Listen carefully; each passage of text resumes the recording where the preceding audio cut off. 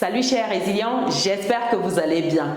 Place ce jour à une vidéo de qualité, une vidéo que j'ai faite avec Arlette de la chaîne 1000 Tendresses sur un point par rapport à mon retour en Afrique, au Cameroun plus précisément. Donc on a échangé sur certains points, c'était un interview qu'elle me faisait, donc c'est moi qui répondais aux questions. Je vous laisse regarder l'interview là et n'hésitez pas à laisser un commentaire, à nous dire qu'est-ce que vous pensez du retour en Afrique et surtout quels sont les challenges pour vous qui souhaitez vous lancer, qui souhaitez sauter le pas. Dites-nous en commentaire, ce sera un privilège et un plaisir d'échanger.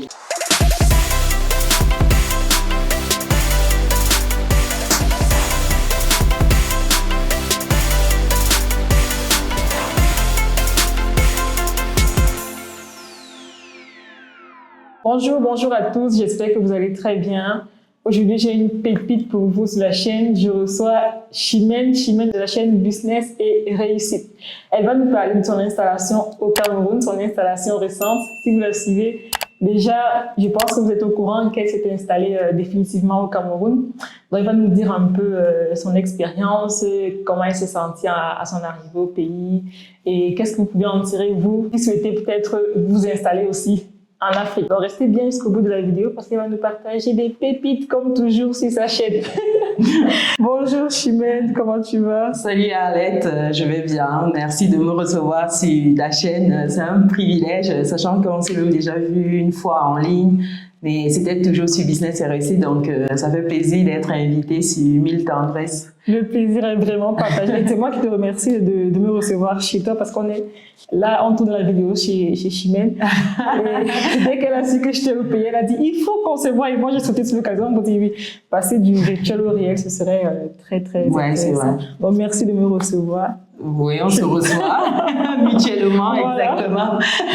Ça, c'est top. Donc, maintenant, tu es au Cameroun définitivement. Oui, c'est ça, exactement. Comme j'ai dit sur la chaîne Business et Réussite, nous avons posé les valises en Afrique, donc fin du game occidental maintenant, c'est une nouvelle page. C'est la page Afrique qui commence là pour nous et on est excités. Ça se voit. Exact. Ça se voit. Un nouveau départ. En tout cas, moi, je vous souhaite toute la réussite qu'il vous faut dans cette nouvelle aventure. Déjà, je suppose que c'est un retour qui a été peut-être préparé. Oui. Comment tu as préparé tout cela? Oui, c'est un retour qui a été pensé depuis bien longtemps, depuis toujours, mais il fallait le bon moment et le bon moment n'est jamais arrivé. Je peux te dire là, franchement, le bon moment, ça n'existe pas. À un moment, on s'est dit, il faut se fixer une date. Même s'il y a des petites choses qui ne sont pas parfaites, on se lance et puis on va ajuster. Mais sinon, ça a été pensé bien avant des années et puis on ajustait. Et plus on avançait, plus on se disait peut-être il est temps qu'on fige la date. Et c'est une fois qu'on a figé la date avec monsieur que j'ai annoncé sur la chaîne, parce que l'annoncer sans avoir déjà une vraie date arrêtée, non, pour nous, ça ne le faisait pas. Tout à l'heure, tu me disais qu'avant ta décision définitive pour venir au pays, tu avais dû venir sur place 1 à 2 fois pour voir un peu comment ça se passe et tout faire en quelque sorte un repérage. D'après toi, quelle a été l'importance de cela dans ta prise de décision? Sincèrement, c'est décisif. Nous sommes venus repérer les lieux. C'est important avant de sauter le pas, de se dire déjà d'aller tester l'environnement, pas pour 1 jour, pas pour 2 jours, mais vraiment s'installer, voir déjà comment ça se passe au quotidien, la vie, pour savoir si on va aimer, parce que c'est une chose de venir pour les vacances, mais c'est une autre de venir s'installer, de voir déjà côté bouchon, côté administratif, des petites choses déjà, parce que par exemple, quand on était venu, j'avais refait mon passeport, j'avais refait ma CNI, en fait, ça coïncidait pile poil parce que tout arrivait à expiration, donc j'ai eu l'occasion de me frotter à l'administration, voir déjà ce que c'est. Bon, pour le passeport, c'était facile, c'est sous 48 heures avec le nouveau système, et pour la CNI, c'est un combat. Il y a des gens qui attendent depuis 1 année, 2 années, avec le récépissé, donc, et puis les queues sont interminables, et ça permet quand même de prendre déjà le pouls de la vie au quotidien. Et quand on a été en repérage, on a bien aimé, on s'est dit, En tout cas, il y a toujours des choses à redire. Hein. Je ne dis pas que l'administration, c'est parfait. C'est compliqué, il faut les paperasses, et puis c'est lent, les gens font un peu n'importe quoi. Mais au-delà de ça, c'est pas des détails comme ça qui doivent nous empêcher de prendre notre décision, parce que c'est un peu comme tout. Hein. Partout, il y a toujours des plus, des moins. Voilà. Il faut que les plus et les négatifs. Voilà, il faut que les plus puissent nous pousser à nous décider et pas faire attention au moins, sinon on ne fait rien. Si on doit commencer à lister les soucis qu'on a en Afrique, on n'en finit pas. Mais les points positifs également, je peux ne pas en finir quand je liste. Ça dépend du mindset, du focus qu'on fait. Nous, on a décidé de se focaliser sur ce qui est positif, ce qu'on peut changer, nous, parce que ça ne sert à rien de dire ça. Et donc, après notre repérage, c'était concluant et on s'est dit, bon, voilà, nous, on va se positionner. Il faut juste attendre la bonne date et on y va, quoi. C'est ça. Donc, très important, si vous souhaitez venir au pays, je pense, pour conclure ce que Chimène vient de dire, c'est très important de venir faire des repérages une à deux fois et ne pas rester juste un week-end. Non. Rester assez longtemps pour vraiment prendre la température de la vie quotidienne ici au pays. Mais du coup, tu parlais des points positifs et des points négatifs ici. D'après toi, quels sont les points positifs? Les points positifs, déjà la bouffe africaine. Je t'ai dit que je n'allais parler de la bouffe africaine parce que là, sincèrement, les plats camerounais, les plats ivoiriens, les plats nigériens, oh là là, c'est une tuerie. Donc, sur place, j'ai l'embarras du choix. Ça veut dire que je me régale. Wow. Les fruits, tout, sincèrement, c'est juste majestueux pour moi. En tout cas, moi, je suis dans mon élément. Moi qui suis en vacances, je peux vous dire que c'est vrai. Moi, je me gave. À ça, j'évite de polluer ma communauté avec les plats, mais sincèrement, j'adore. Déjà, il y a la nourriture africaine qui m'amène ici, c'est un gros plus. Ça n'a rien à voir, des choses du village, bonne qualité, bio, le vrai bio, pas le bio. On sait, Ça, c'est le vrai bio. Donc, il y a ça, déjà la bouffe africaine, il y a ce désir-là d'être à la maison, sincèrement. Bon, j'ai mis la bouffe africaine en premier parce que j'aime manger, mais sinon, vraiment, cette sensation d'être chez soi, ça n'a pas de prix. Être avec les siens. Que ce soit au Cameroun ou en Côte d'Ivoire ou partout, au moins quand on est en Afrique, c'est pas le même sentiment. Savoir qu'on est entouré par des gens semblables à nous, c'est autre chose que de se retrouver dans... C'est pas pareil. Et même là-bas en France, il y a toujours quelqu'un qui te rappelle que tu n'es pas chez toi.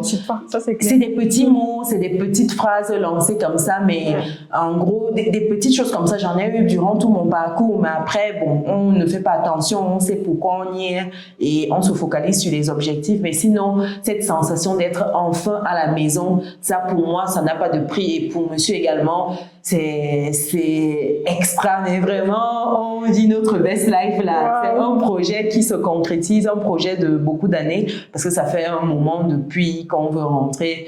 Depuis toujours, même d'ailleurs, on a tous individuellement toujours baissé ce rêve de rentrer, ce rêve entre guillemets qui est réalité aujourd'hui et il nous fallait juste trouver le bon moment, le bon moment qui n'existe jamais, mais bon moment c'est aujourd'hui. Exactement, donc on a trouvé, il y a vraiment cette sensation de rentrer, déposer ses valises à la maison, être chez soi.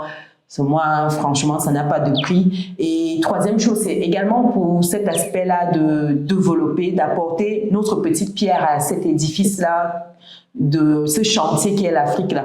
Parce qu'à un moment, on va aller à l'extérieur, on est parti pour des objectifs. Quand on acquiert une certaine connaissance, une expérience, je pense que c'est bien de rentrer et d'implémenter cela là, chez soi. Apporter ce qu'on a appris aux autres ici. Exactement. Voir des choses qui fonctionnent bien et apporter cela ou faire différemment, mais adapter surtout aux réalités parce que c'est pas du copier-coller. Il faut tenir compte de l'environnement aussi. Oui, du contexte. Et ça, c'est pouvoir apporter aussi notre pierre à cet édifice-là qui est en train de se former en Afrique. Et pour nous, c'est vraiment important. On a fait notre temps. En France, il y a beaucoup de choses qui sont déjà calées. On ne peut plus, c'est déjà fait. Il n'y a plus rien à faire. Ça devient un peu routinier. Voilà. Et pourtant, en Afrique, il y a beaucoup de challenges. Il y a beaucoup de choses qui sont à faire. Et sincèrement, je pense que c'est the place to be pour des personnes qui entreprennent. Et les rentabilités sont juste... Ça, j'en parle même pas, mais ça, c'est également un point qui nous amène ici pour le business, à entreprendre. Il y a également, je pense, pour les enfants pour qu'ils soient connectés aussi à leur terre, qui ne perdent pas leur racine, parce que des enfants qui sont nés à l'étranger, sincèrement, si on même la langue maternelle, des petites choses comme ça, j'essaye, mais avec les grands-parents et certains membres de la famille et d'autres qui passent, c'est un plus de voir même déjà des personnes aller avec l'enfant dans son village régulièrement, on dit voilà ton village, voilà la maison de grand-père, de l'arrière-grand-mère, ceci. Dit que voici comment ça se passe, la culture, les petites coutumes, etc. Moi, je pense que c'est des choses qui se perdent quand on est à l'étranger. C'est clair. Quand on ne prend pas le temps de revenir très souvent, d'inculquer aux enfants, ça se perd. Donc, pour cet aspect-là, sincèrement, je pense qu'on est aussi très content parce que les enfants auront cette possibilité-là avec nous à côté de se reconnecter véritablement à leur culture et pour nous, ça n'a pas de prix également. Donc, il y a vraiment beaucoup de choses. Je vais peut-être m'arrêter là pour les raisons, mais... Et puis, vous aussi, c'est proche très souvent. Oui, être avec les siens. Oui, être avec les siens, parce que là, on a quelques membres de la famille, encore moi, peut-être plus côté monsieur, mais moi, j'ai pas beaucoup de famille là-bas. Vous n'avez pas dit pas du tout. Donc, ici, ça permet également de revoir un peu plus souvent les siens, les proches. La famille, c'est quelque chose de sacré. Même si l'idée, c'est pas qu'on soit envahi non plus par la famille, on va dire. Mais pas trop, hein. On va doser, quoi. Voilà, on va doser. La famille, c'est bien l'excès en toutes choses. Oui. Donc, on va doser un peu, un peu doser. Super. Bon, voilà, tu as cité plein de points positifs. Hein. C'est très important. Moi, je suis contente que tu soulignes ces points positifs-là parce qu'on parle de l'Afrique un peu comme des pays pauvres, c'est sale, machin, il n'y a rien à faire. Pourtant, il y a beaucoup de choses à faire, il y a beaucoup de choses bien en Afrique, comme tu viens de le souligner. Et c'est des valeurs qu'on a tendance un peu à perdre. Comme tu parlais tout à l'heure de l'éducation à donner aux enfants, de la culture à transmettre aux enfants. C'est bien beau d'essayer de le faire en Europe, mais je pense pas que c'est fait de la même manière que c'est fait ici. Parce que si moi, même quand ton fils va à l'école, bien s'il est juste à la maison, il y a des voisins. Le fait qu'on lui parle, pas juste qu'il écoute, il entend, c'est un mot d'ici, ça... C'est beaucoup, quoi. C'est beaucoup. Exactement. Quelles ont été les difficultés pour toi depuis ton arrivée? Quels ont été tes challenges? Les challenges, il y en a beaucoup en Afrique. Il faut tenir compte du contexte. C'est pas évident. Côté challenge, déjà, le gros, c'est le mindset. Je pense qu'il y a cette mentalité où on voit les personnes de la diaspora comme des portefeuilles ambulants. Donc, à chaque fois, on les repère facilement. J'ai l'impression que même si tu ne dis rien, on te repère. Ouais. Et il suffit que tu aies un petit accent. Bon, même quand tu n'as pas d'accent, il y a des manières de... Même le fait d'être poli, tu dis merci à une personne, mais tu dis s'il vous plaît. On te dit, mesdames, je sais qu'une personne dit s'il vous plaît ici, donc on sait que tu n'es pas d'ici. Ah, ça, donc il y a des petits signes qui... Tout de suite, en fait, on te voit comme un portefeuille ambulant et il y a ce fait-là que tout double, en fait, en termes de prix. Quelque chose qui a 2000 francs CFA, d'un coup, ça devient 4000 francs CFA, c'est triple, même 6000 francs CFA. Et tu comprends pas. Bon, je trouve qu'il y a cette mentalité-là qui est encore à travailler parce que les gens sont plus dans cette démarche court-termiste aussi, il faut le dire. Les gens préfèrent manger tout de suite. Ils mangent là tout de suite, oubliant qu'une relation sur du long terme, ça permet de manger tous les jours. Les gens veulent le poisson là tout de suite. Ils ne veulent pas apprendre à pêcher. Ils ne veulent pas apprendre à pêcher, prendre le temps. Non. Tout le monde. Et au niveau des artisans, c'est impressionnant. Parle-nous-en. C'est impressionnant. C'est-à-dire que la mentalité, c'est à croire que ils veulent l'argent, le beurre, l'argent du beurre, le boutiquier, ils ne foutent rien. Et c'est toi qui dois relancer le travail approximatif. Toutes les excuses du monde, c'est du genre, tu donnes rendez-vous à quelqu'un à 10h, tu appelles à 10h30, il te dit qu'il arrive. Oui, il a compris. C'est impressionnant. Quand tu appelles à moins 15 ou à moins 5 minutes, le même, oui, j'arrive, c'est 2 heures plus tard. Mais tu te dis next, ou alors même ce que tu gardes, parce que bon, voilà, souvent des recommandations, des choses comme ça, mais même, c'est pas ça. Tu te dis, travailler comme ça, c'est pas possible pour une opération, oui, mais tu ne peux pas fonctionner avec des gens comme ça sur des projets plus conséquents, sur des choses plus conséquentes. Donc, il y a cet état d'esprit-là que je trouve dommage et qui a amélioré, mais après, comme toute chose, c'est pas tout le monde qui est comme ça, heureusement. Il y a aussi dans les administrations, il faut être patient, très patient. Il faut être très patient. Pour des démarches, il faut être vraiment patient parce que sinon, tu pètes un plan parce que c'est lent et puis les dames ont l'impression qu'on les paye à s'occuper de leurs affaires. Pourtant, elles doivent gérer le client. Enfin, des fois, tu as l'impression qu'on les force même à être là. C'est fou. J'ai l'impression que... C'est pareil que ce soit dans les administrations, dans des magasins. Tu arrives à la caisse des magasins. Ah oui, ça aussi. On te rend ta monnaie même comme si... Madame, je n'ai pas de monnaie. Voilà. Elle te dit, madame, je n'ai pas de monnaie, vous n'avez pas 100 francs là. Mais c'est violent. Quand tu n'as pas l'habitude, tu te dis, waouh. Quand tu quittes un magasin en France, vous devez te dire, s'il vous plaît, tu vois, on te traite vraiment comme un client qui est là pour apporter quelque chose. Et tu arrives à ça, tu te dis, waouh. Et pourtant, c'est toi qui payes le salaire. C'est parce que tu viens, tu achètes que le boss arrive à lui donner son salaire. À donner son salaire à la fin du mois. Mais non. Mais c'est limite un mot de vous démerdez. Elle te regarde même pas, elle te calcule même pas. C'est là où tu te dis, waouh. Il faut être très, très patient. Non, mais il y a des moments où tu te dis, et tout le monde a cette impression-là de je m'en fous. Il y a cette air de laxisme, j'ai envie de dire. Personne n'est rigoureux, voilà, c'est le terme. Il n'y a pas cette rigueur-là dans tout ce qu'on fait, non. C'est très approximatif, les artisans, même quand le service client, tout est un peu approximatif. Personne ne se donne à fond. Surtout, heureusement, j'ai vu des personnes qui sont conscients. Oui, sur le détail minutieux, mais ils sont pas nombreux. Ils sont pas très nombreux. Mais après, bon, voilà, il y en a, on va pas dire que tout est non plus mauvais, mais c'est des petites choses, ça, d'entrée de jeu, c'est des choses, tout de suite, quand on n'est pas préparé, ça peut choquer, on va dire, mais sincèrement, on aime ça. Comme ça. on a grandi dedans. Après, maintenant, aujourd'hui, c'est à nous de montrer comment faire, mettre le standard là, mettre son positionnement là, comme cela. Les gens qui gravitent autour de toi, ils savent que voilà ton standard. S'ils ne s'alignent pas, ils se mettent de côté. Donc, je pense que c'est à nous d'inculquer ce standard là. Et même déjà, chacun peut commencer à son niveau. Lorsque tu donnes rendez-vous à quelqu'un, toi-même déjà arrive à l'heure.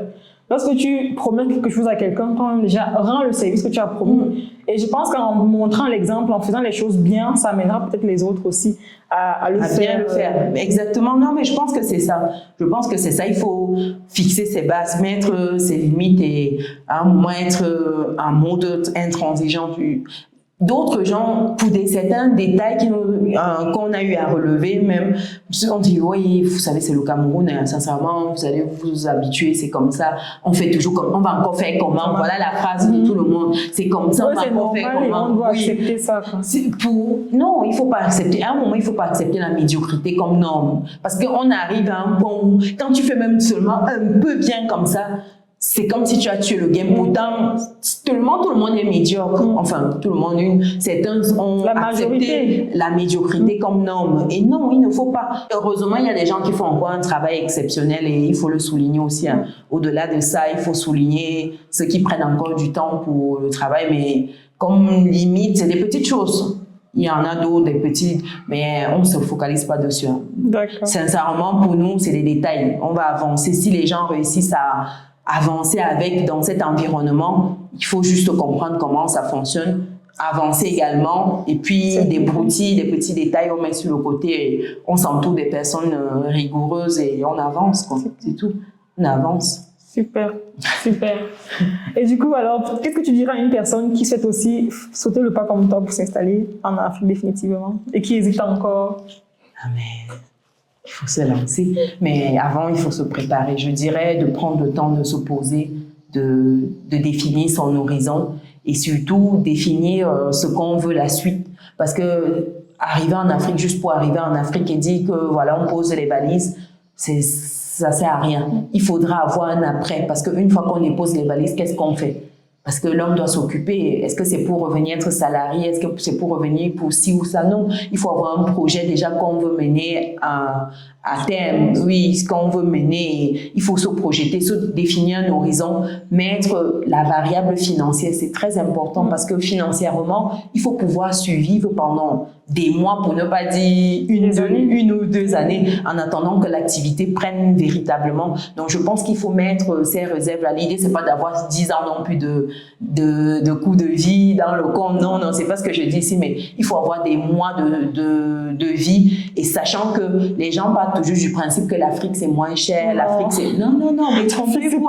Si vous voulez un standing à peu près pareil à ce que vous avez là-bas en Occident, vous allez mettre l'argent sur la table. Il faut payer le prix. Ce n'est plus comme dans les souvenirs, il y a 10 ans, on dit qu'on achetait le pain. J'ai pris le pain l'autre fois, il dit que c'était 150. Avant, on parlait le pain à 100 francs. Le pain, et 100 francs, c'était comme ça. C'était un long pain. 150, c'est comme ça.